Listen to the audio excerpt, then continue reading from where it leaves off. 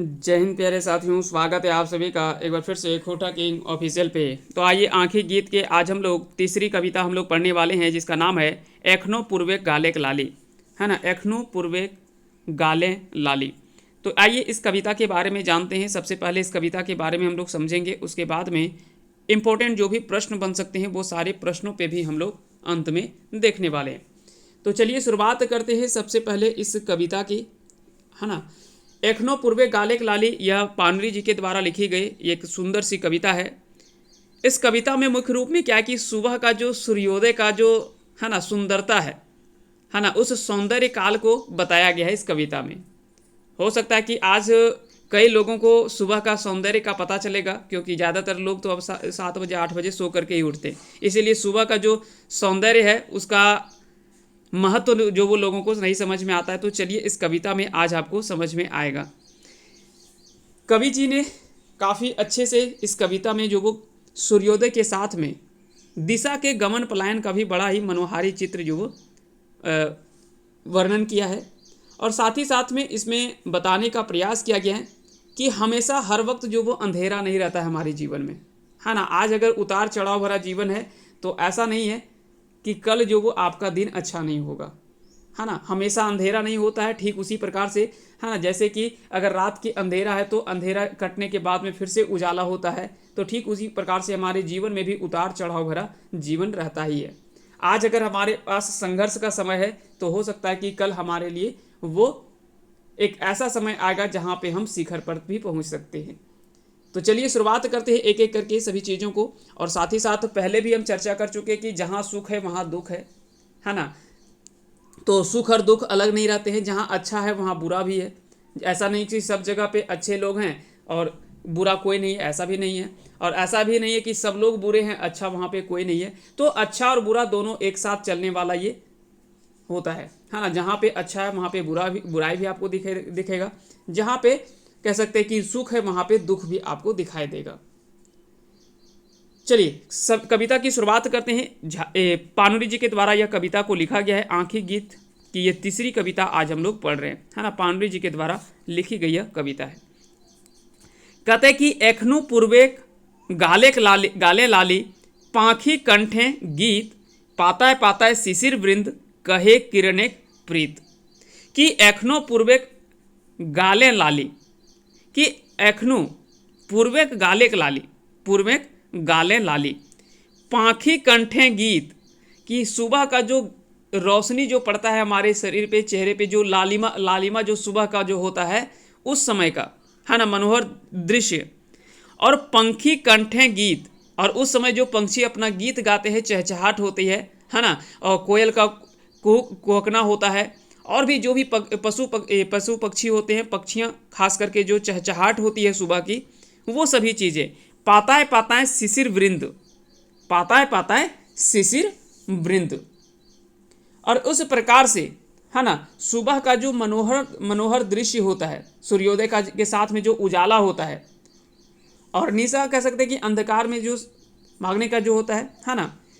यहाँ पे बताया गया कि कहे किरण एक प्रीत, और कहे वह किरण प्रीत। वहाँ पे किरण जो वो कुछ बताने का प्रयास कर रहा है ना। तो कवि कहते हैं कि एखनो पूर्वे गाले लाली लागल है, और चर यानी पक्षी जो है वो कंठ से गीत जो वो निकल रहा है। पाता पाता गाछे प्रेम दिखाए रहा कि पाता पाता मतलब कई सारे पेड़ पौधे जो वो है ना अपना प्रेम जो वो दिखा रहे हैं। एखन हवा में रायते गंध से मातल आँख, बाधे डरे डराले। कहते कि एखन हवाएं निशिक गंध, एखन हवाएं निशिक गंध, आँखी निशक भाव, बाघे डरे समित हिरनी, खोजे नुकायक ठाव। अब यहाँ पे कुछ कुछ चीज़ें आपको समझना है। जैसे यहाँ पे एखनु हवाएं निशिक गंध, तो जब थोड़ा थोड़ा अंधेरा होता है ना, थोड़ा थोड़ा अंधेरा होता है, तो उसी को यहाँ पे बताया गया एखन हवाएं निशिक गंध, आँखिक निशा का भाव, आँखी निशा भाव की आँख में है ना। यहाँ पे है आँख में निशा का भाव, यानी कह सकते हैं कि जो नींद जो होता है, जो कि आँख आपका आँख में नशा का भाव होता है नींद वाला, जो कि बैठे बैठे कई लोग लुढ़क जाते हैं, तो वो वाला नींद का भाव जो वो लगा हुआ है आँख में। तो यहाँ पे बोलते हैं कि थोड़ा थोड़ा अंधेरा जो वो हो रहा है, आँख में जो वो नशा का भाव है।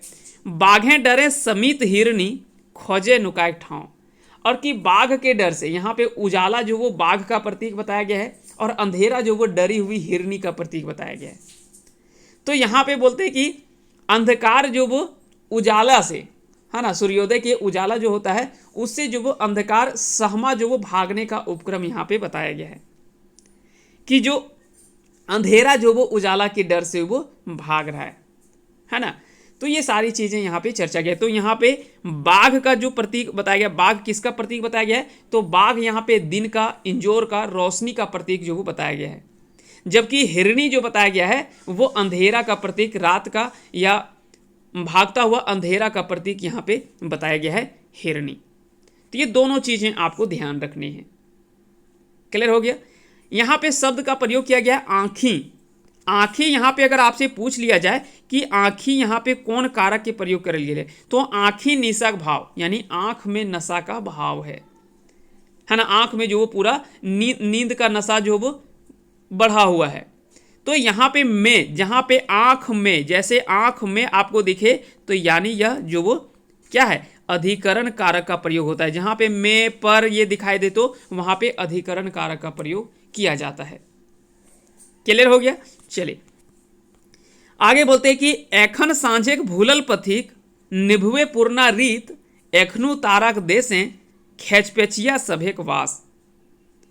आदि कवि वाल्मीकि कंठे ओन्हें उच्छ्वास एखनु दुशासन कुरु सभे मनवे शकुनिक जीत।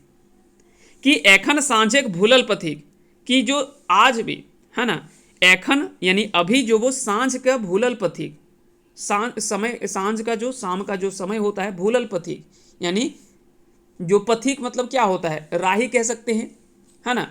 राही जो है वो कहते हैं कि आज भी, है ना, अभी जो वो अंधेरा डरे हुए। यहाँ पे वाल्मीकि जो बताया गया वो करुणा, दया और क्षमा, ममता का प्रतीक के रूप में बताया गया है। जबकि यहाँ पे दुशासन, कुरु और शकुनी जो बताया गया है वो दुष्ट प्रवृत्ति के मनुष्यों का प्रतीक के रूप में बताया गया है।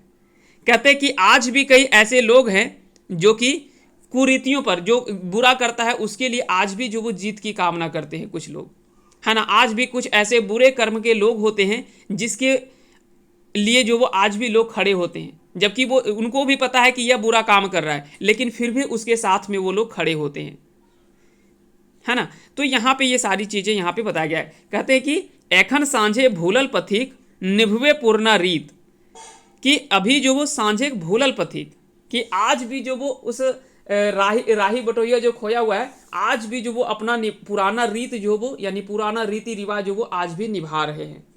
एखनु तारक देश हैं, कि एखनु तारक देश हैं, कि अभी भी तारा के देश में, तारे मतलब जो होते हैं तरंगन जो होते हैं, खेचपेचिया सभेक वास, कि आज भी उस पूरे समूह में, है ना, एखनु तारक देश हैं खेचपेचिया सभेक वास, कि आज भी कुछ ऐसे है, जैसे कि होते हैं ना कि कई सारे तारे होते हैं, है ना, कई सारे तारे होते हैं, तो आज भी वहाँ पे कुछ ऐसे तारे होते हैं जो कि खेचपेचिया यानी थोड़ा अलग किस्म के होते हैं, है ना। तो ये सारी बातें यहाँ पे जो वो कवि बता रहे हैं। यहाँ पे वाल्मीकि और महाभारत के बारे में कवि जो वो लिखते हैं, है ना, यहाँ पे कुछ कुछ चीज़ें यहाँ पे लिखते हैं कि यह पहरेक दृश्य में वाल्मीकि जो वो कंठे उदनिकास यानी गीत फूटल रहे, कि यही पहर जो सुबह का पहर था, इसी समय वाल्मीकि के कंठ से जो वो उदनिकास निकला था। और दुशासन से चीर हरण कर बात, यहाँ पे कहते हैं शकुनी मामा के गीत फूटल रहे, और इसी समय शकुनी मामा का गीत फूटल रहे।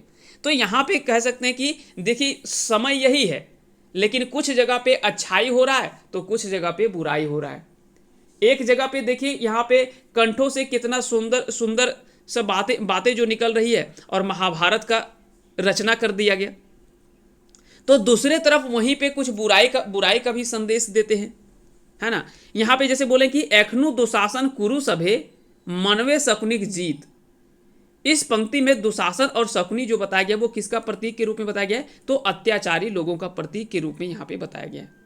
जो छली परपंची किस्म के लोग होते हैं उनका प्रतीक जो वो यहाँ पे बताया गया है दुशासन, कुरु और शकुनी का। है ना, जो अच्छे बुरे कर्म के लोग होते हैं उनको, उनके बारे में यहाँ पे बताया गया है। तो उम्मीद करते हैं कि ये सारी चीजें आपको अच्छे से समझ में आया होगा।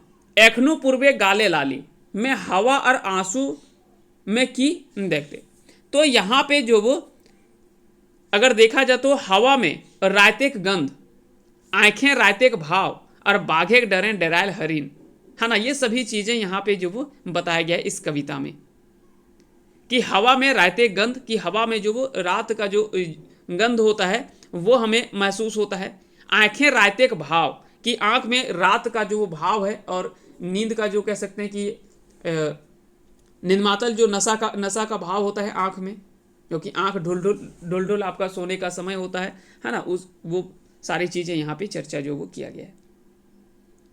अगर पूछे कि एखनु पूर्वे गाले लाली में कौन पहर के चित्रण करल गेले, तो यहाँ पे याद रखेंगे बिहान पहर यानी सुबह का जो वो चित्रण किया गया इस कविता में। अगर पूछा जाए कि कैसी कविता है ये एखनु पूर्वे गाले लाली, यह कैसी कविता है, तो यह अगर आपसे सवाल कर दे तो याद रखिएगा यह प्रतिचित्रण के रूप में यह लिखी गई कविता है। अब यहाँ पे जो बिहान पहर के बारे में चर्चा किया गया, तो क्या क्या चर्चाएं की गई है इस कविता में, तो सबसे पहले पूर्वे लाली, है ना, जो पूर्व दिशा में जो लालिमा छाई रहती है सुबह के, जब सूर्योदय के पूर्व में जो लालिमा छाती है उसके सौंदर्य का वर्णन किया गया है। पाखी कंठे मतलब पक्षी के कंठ से उस समय जो गीत निकलता है उसके बारे में चर्चा किया गया है। और गाछें सूरजे किरण, और पेड़ में जो सूर्य का रोशनी जो पड़ता है, जो पातक पातक मतलब यहाँ पे दिया है ना कि पातक पाताएं शिशिर वृंद कहे किरण एक प्रीत, कि पाताएं पाताएं मतलब शिशिर वृंद, जितने भी पेड़ पौधे हैं सभी में जो रोशनी पड़ता है वहां पे कहे किरण एक प्रीत, और उस किरण का जो प्रीत के बारे में वहां पे जो वो सारी चीजें बयान किया बखान करता है। तो ये सारी चीजें इस कविता में जो वो चर्चा किया गया है। उम्मीद करते हैं कि ये सारी चीजें आपने अच्छे से समझ लिया होगा, है ना। तो चलिए मिलते हैं अगली कविता में। अगर किसी तरह के सवाल आपके रह जाते हैं तो आप कमेंट बॉक्स में हमें लिख दीजिएगा। साथ ही साथ अगर आपको इसका PDF चाहिए तो इसके लिए आपको कांटेक्ट करना होगा। आप इस नंबर में आप एक बार कांटेक्ट कर लेंगे 9708305319। इस नंबर में आप एक बार जो मैसेज कर लीजिएगा, वहाँ पे आपको सारी डिटेल आपको बता दिया जाएगा।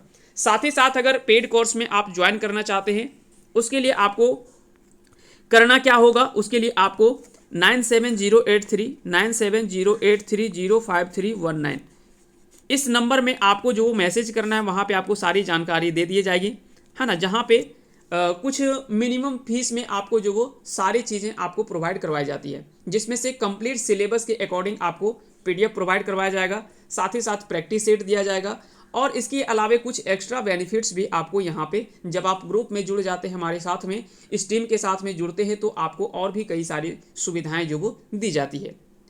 तो चलिए फिलहाल के लिए इतना ही, मिलते हैं हम लोग अगले सेशन में। तब तक के लिए आप सभी को हमारे साथ बहुत बहुत अंत तक जुड़े रहने के लिए बहुत बहुत धन्यवाद।